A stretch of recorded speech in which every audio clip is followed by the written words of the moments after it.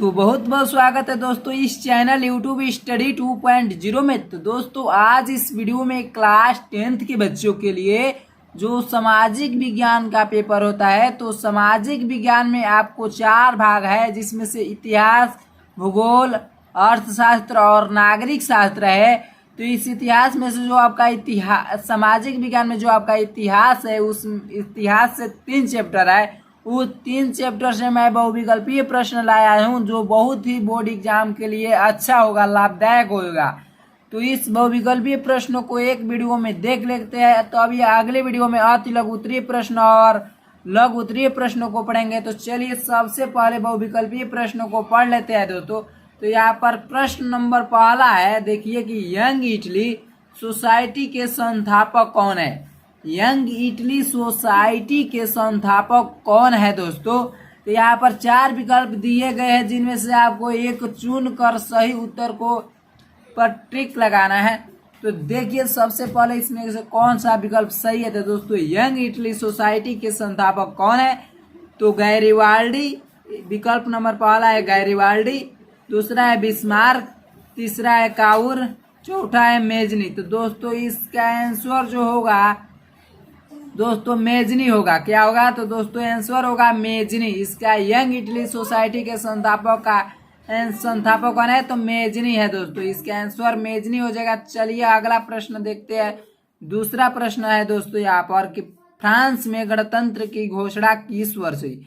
France में गणतंत्र की घोषणा किस वर्ष हुई। यहाँ पर 4 विकल्प दिए गए हैं, जिसमें से पहला विकल्प है 1815 ईस्वी, दूसरा विकल्प है 1830 ईस्वी, तीसरा विकल्प है 1848 ईस्वी और चौथा विकल्प है 1871 ईस्वी।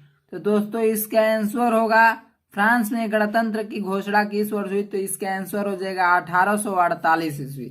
फ्रांस में गणतंत्र की घोषणा 1848 ईस्वी में हुई थी। चलिए अगला प्रश्न देखते हैं 3 नंबर। अगला प्रश्न है कि फ्रांस की क्रांति हुई। फ्रांस की क्रांति हुई, यहाँ पर 4 विकल्प दिए गए हैं, जिसमें से पहला विकल्प है 1788 ईस्वी, दूसरा है 1789 ईस्वी और तीसरा है 1787 ईस्वी और चौथा है 1790 ईस्वी। तो दोस्तों इसका आंसर जो होगा 2 नंबर हो जाएगा 1789 ईस्वी। फ्रांस की क्रांति हुई तो 1789 ईस्वी इसका आंसर हो जाएगा। चलिए अगला प्रश्न देखते हैं। 4 नंबर है यहाँ पर। अगला प्रश्न 4 नंबर है कि राष्ट्रवाद का उदय जिस देश से हुआ वह देश है। राष्ट्रवाद का उदय जिस देश से हुआ वह देश है। यहाँ पर 4 विकल्प है। पहला है जर्मनी और दूसरा है इटली, तीसरा है दोस्तों इंग्लैंड, चौथा है फ्रांस। तो दोस्तों इसका आंसर क्या हो जाएगा, राष्ट्रवाद का उदय जिस देश से हुआ वह देश कौन सा है। तो दोस्तों इसका आंसर जो हो जाएगा फ्रांस हो जाएगा। 4 नंबर इसका आंसर दोस्तों हो जाएगा फ्रांस। राष्ट्रवाद का उदय जिस देश से हुआ वह देश है फ्रांस। तो दोस्तों अगला प्रश्न देखते हैं। अगला प्रश्न यहाँ पर है 5 नंबर। देखिए जर्मनी का एकीकरण का श्रेय किसे दिया जाता है। जर्मनी का एकीकरण का श्रेय किसे दिया जाता है। तो दोस्तों इसका आंसर है 4 पहले विकल्प देखिए ऑटो वन बिस्मार्क, दूसरा है काइजर विलियम प्रथम और चौथा है हिटलर, तीसरा है हिटलर और चौथा है मेथ्सनी। तो दोस्तों इसका आंसर क्या हो जाएगा, तो दोस्तों इसका आंसर हो जाएगा ऑटो वन बिस्मार्क। जर्मनी का एकीकरण क्या है कि जर्मनी का एकीकरण का श्रेय किसे दिया जाता है। तो दोस्तों इसका आंसर हो जाएगा ऑटो वन बिस्मार्क। पहला आंसर हो जाएगा ऑटो वन बिस्मार्क। तो चलिए अगला प्रश्न दोस्तों देखते हैं। अगला प्रश्न 6 नंबर है। यहाँ पर देख सकते हैं 6 नंबर है कि नेपोलियन का संबंध किस देश से था। नेपोलियन का संबंध किस देश से था। तो आंसर यहाँ पर 4 विकल्प पहले देख लीजिए। 4 विकल्प है। पहला है जर्मनी, दूसरा है इटली, तीसरा है फ्रांस और चौथा है इंग्लैंड। तो दोस्तों इसका आंसर क्या हो जाएगा, तो नेपोलियन का संबंध किससे था, तो फ्रांस। यहाँ पर तीसरा आंसर हो जाएगा दोस्तों। इसका आंसर तीसरा हो जाएगा फ्रांस। चलिए नेक्स्ट प्रश्न देखते हैं। अगला प्रश्न 7 नंबर है दोस्तों। 7 नंबर है कि इटली का एकीकरण किसके नेतृत्व में किया गया। इटली का एकीकरण किसके नेतृत्व में किया गया? यहाँ पर चार पहले विकल्प देख लेते हैं। चार विकल्प है कि जोसेफ गैरिबाल्डी, दूसरा है ऑटो वन बिस्मार्क, तीसरा है नेपोलियन और चौथा है विलियम प्रथम। तो दोस्तों इसका आंसर क्या हो जाएगा? तो होगा इसका answer first number Joseph Garibaldi. Italy का एकीकरण किसके नेतृत्व में किया गया? तो जोसेफ गैरिबाल्डी के नेतृत्व में किया गया। तो दोस्तों चलिए अगला प्रश्न देखते हैं। अगला प्रश्न यहाँ पर है, अगला प्रश्न 8 नंबर है कि जर्मनी को, अगला प्रश्न क्या है 8 नंबर की जर्मनी को किस वर्ष एक स्वतंत्र राज्य घोषित किया? जर्मनी को किस वर्ष एक स्वतंत्र राज्य घोषित किया गया? यहाँ पर चार विकल्प दिया गया है दोस्तों। चार विकल्प है 1871 ईस्वी, चार विकल्प है 1871 ईस्वी, और दूसरा है दोस्तों 1872 ईस्वी, और तीसरा है 1880 ईस्वी, और चौथा है 1876 ईस्वी। तो जर्मनी को किस वर्ष स्वतंत्र राज्य घोषित किया गया? तो दोस्तों इसका आंसर हो जाएगा 1871 ईस्वी। कौन सा होगा जाएगा आंसर? तो 1871 ईस्वी इसका आंसर हो जाएगा। जर्मनी को 1871 ईस्वी में एक स्वतंत्र राज्य को घोषित किया गया। तो दोस्तों अगला प्रश्न 9 नंबर है, देख सकते हैं यहाँ पर 9 नंबर लिखा गया है कि महामंदी का फ्रांस किस वर्ष हुआ? चार विकल्प पहले देख लेते हैं। यहाँ पर चार विकल्प हाजिर है पहले से कि 1919 ईस्वी, दूसरा है 1924 ईस्वी, तीसरा है 1934 ईस्वी, और चौथा है 1929 ईस्वी। तो दोस्तों इसका आंसर क्या हो जाएगा? महामंदी फ्रांस किस वर्ष हुआ? तो दोस्तों इसका आंसर हो जाएगा 1929 ईस्वी हो जाएगा। 4 नंबर इसका विकल्प सत्य हो जाएगा 1929 ईस्वी। चलिए अगला प्रश्न नेक्स्ट देखते हैं। 10 प्रश्न नंबर 10 यह है कि संयुक्त राष्ट्र संघ का मुख्यालय कहाँ पर स्थित है? संयुक्त राष्ट्र संघ का मुख्यालय कहाँ पर स्थित है दोस्तों? तो यहाँ पर चार विकल्प दिया गया है। पहला है वाशिंगटन, और दूसरा है जिनेवा, तीसरा विकल्प है न्यूयॉर्क, और चौथा है ऑस्ट्रिया। तो दोस्तों इसका आंसर क्या हो जाएगा? प्रश्न नंबर 10 कह रहा है कि संयुक्त राष्ट्र संघ का मुख्यालय कहाँ स्थित है? तो दोस्तों इसका आंसर जो होगा न्यूयॉर्क हो जाएगा। क्या हो जाएगा दोस्तों? तो न्यूयॉर्क हो जाएगा। प्रश्न विकल्प नंबर 3 इसका सत्य है। संयुक्त राष्ट्र संघ का मुख्यालय न्यूयॉर्क में स्थित है दोस्तों। चलिए अगला प्रश्न देखते हैं दोस्तों। अगला प्रश्न 11 नंबर है। 11 नंबर कह रहा है कि अफ्रीका में, कहाँ पर? तो अफ्रीका में किस बीमारी के प्रसार से अधिकांश जानवरों की मृत्यु हो जाती है? उस बीमारी को आपको नाम बताना है कि अफ्रीका में ऐसी कौन सी बीमारी है जिसके प्रसार से जानवरों की अधिकांश रूप से मृत्यु होती है। तो चार विकल्प यहाँ पर दिया गया। पहला विकल्प है कि प्लेग, दूसरा है दोस्तों रिंडर पेस्ट, क्या है? रिंडर पेस्ट है, और तीसरा है मलेरिया, चौथा है एनिमल फीवर। तो दोस्तों इसका आंसर क्या हो जाएगा? अफ्रीका में किस बीमारी के प्रसार से अधिकांश जानवरों की मृत्यु हो गई? तो दोस्तों इसका आंसर हो जाएगा रिंडर पेस्ट। क्या हो जाएगा? रिंडर पेस्ट हो जाएगा दोस्तों। इसका आंसर रिंडर पेस्ट हो जाएगा। चलिए अगला प्रश्न दोस्तों देखते हैं। अगला प्रश्न यहाँ पर है दोस्तों कि 12 नंबर अगला प्रश्न है। कौन सा है? तो 12 नंबर अगला प्रश्न है, और कह रहा है क्या कि अनुबंध व्यवस्था को और किस नाम से जाना जाता है? एक अनुबंध व्यवस्था है, कह रहा है कि और किस नाम से जाना जाता है? दूसरा कोई नाम इसका है क्या अनुबंध व्यवस्था को? तो दोस्तों विकल्प नंबर पहला है आपसी समझौता, दूसरा है गुलाम प्रथा, तीसरा है सशर्त प्रथा, और चौथा है नई दास प्रथा। तो दोस्तों इसका आंसर क्या हो जाएगा? अनुबंध व्यवस्था को और किस नाम से जाना जाता है? तो दोस्तों अनुबंध व्यवस्था को और एक नई दास प्रथा के नाम से जाना जाता है। स्टूडेंट्स बहुत ही आईएमपी क्वेश्चन इस सब है, जितना मैं पढ़ा रहा हूँ बोर्ड एग्जाम की दृष्टि से सब आईएमपी है। चलिए अगला प्रश्न दोस्तों देखते हैं। अगला प्रश्न 13 नंबर है कि 1914 ईस्वी से 1919 ईस्वी के बीच, क्या कर रहा है कि 1914 ईस्वी से 1919 ईस्वी के बीच विश्व के शक्तिशाली देशों के आपसी औपनिवेशिक प्रतिस्पर्धा और उनके साम्राज्यवादी इरादों के कारण कौन सा युद्ध हुआ दोस्तों? 1914 और 1919 के बीच में ये कौन सा युद्ध हुआ? यहाँ पर 4 विकल्प दिया गया है, इस देखकर आप भी कमेंट कर सकते हैं। प्रथम विश्व युद्ध, दूसरा है द्वितीय विश्व युद्ध और तीसरा है रूस जापान युद्ध, चौथा है अणु बम युद्ध। क्या है? अणु बम युद्ध। तो दोस्तों 1914 से 1919 के बीच जो युद्ध हुआ था वो हमारा युद्ध है प्रथम विश्व युद्ध। कौन सा युद्ध है दोस्तों? तो प्रथम विश्व युद्ध आंसर हो जाएगा दोस्तों। फर्स्ट नंबर विकल्प इसका सत्य हो जाएगा। चलिए अगला विकल्प देखते हैं, अगला प्रश्न देखते हैं दोस्तों। सॉरी, अगला प्रश्न है कि जर्मनी को क्या करें? जर्मनी, सॉरी गलती हो गई दोस्तों, ये जर्मनी नहीं है, जमीन है।